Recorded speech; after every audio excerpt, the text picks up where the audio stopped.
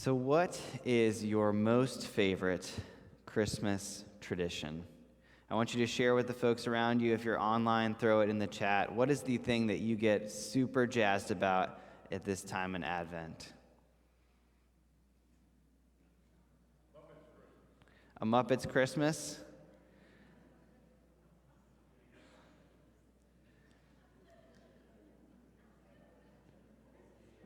A Christmas tree?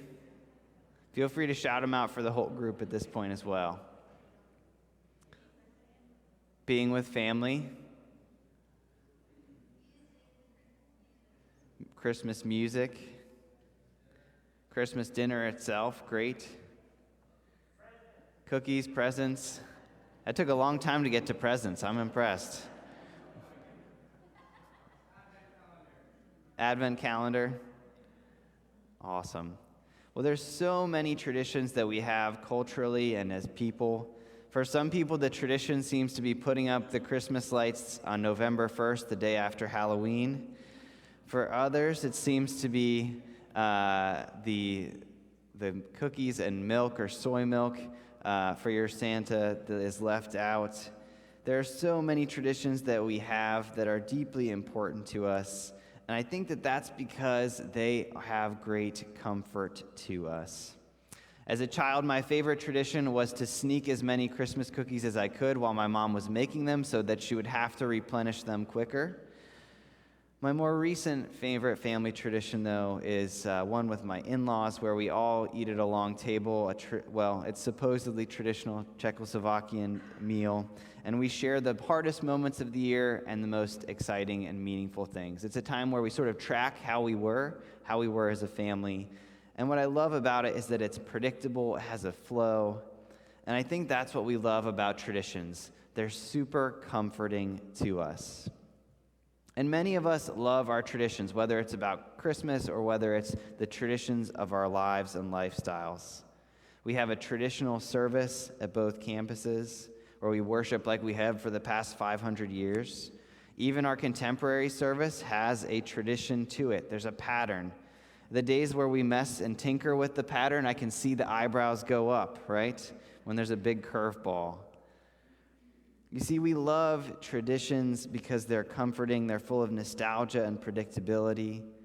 And I think traditions are deeply important to us as people because they're cultural, they're the way that we express ourselves and our families.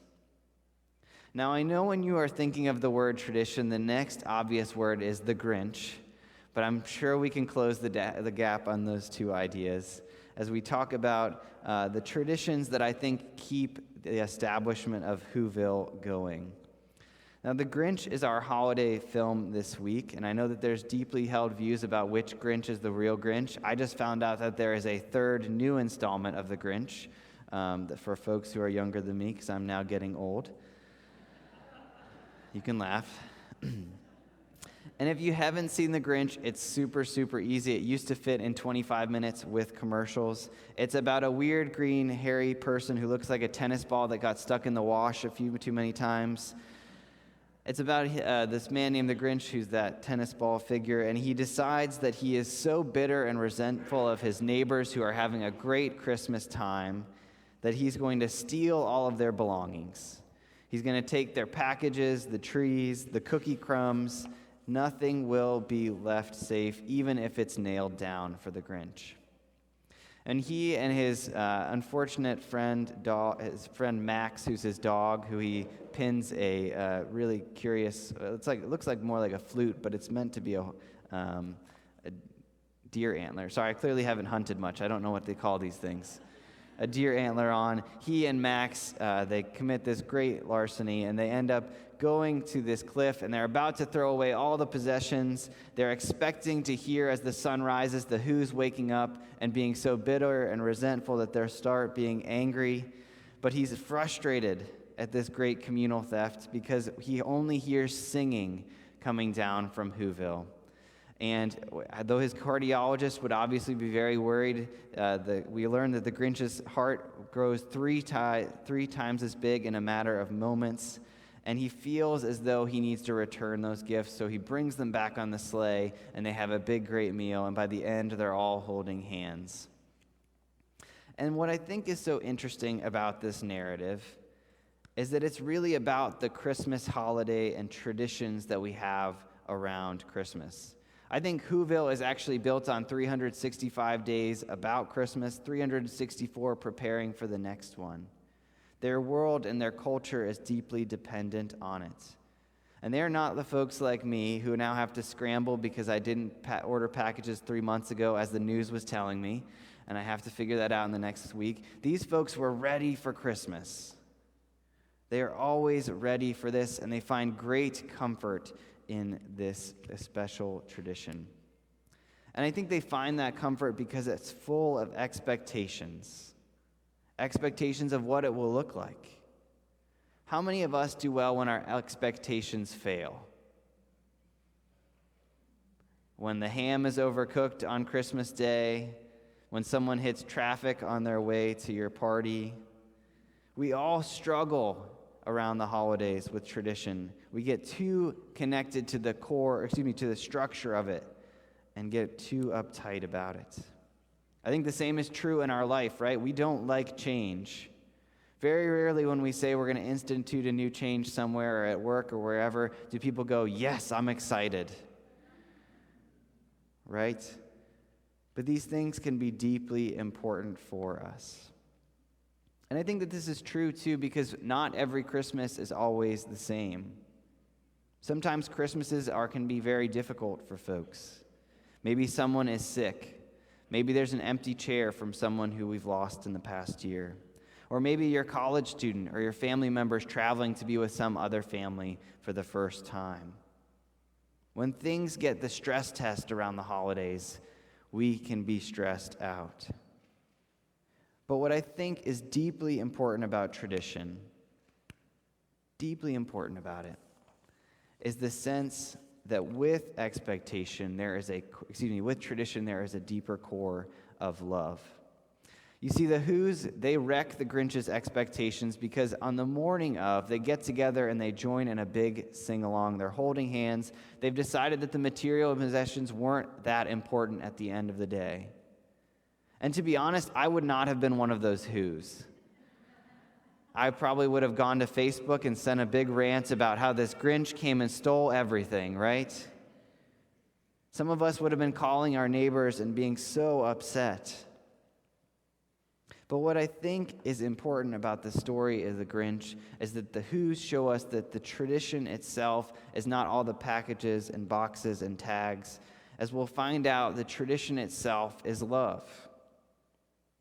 And what we learn in Advent and as we learn about Jesus' coming is that Jesus is a part of a great tradition of love. Jesus in Matthew 1 is given about 18 verses.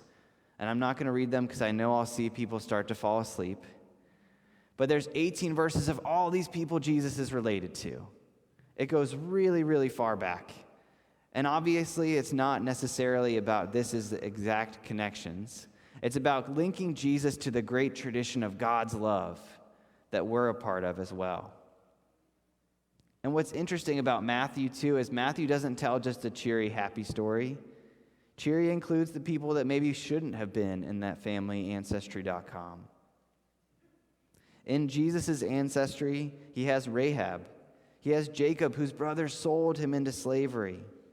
He had King David, who caused all sorts of pain and suffering.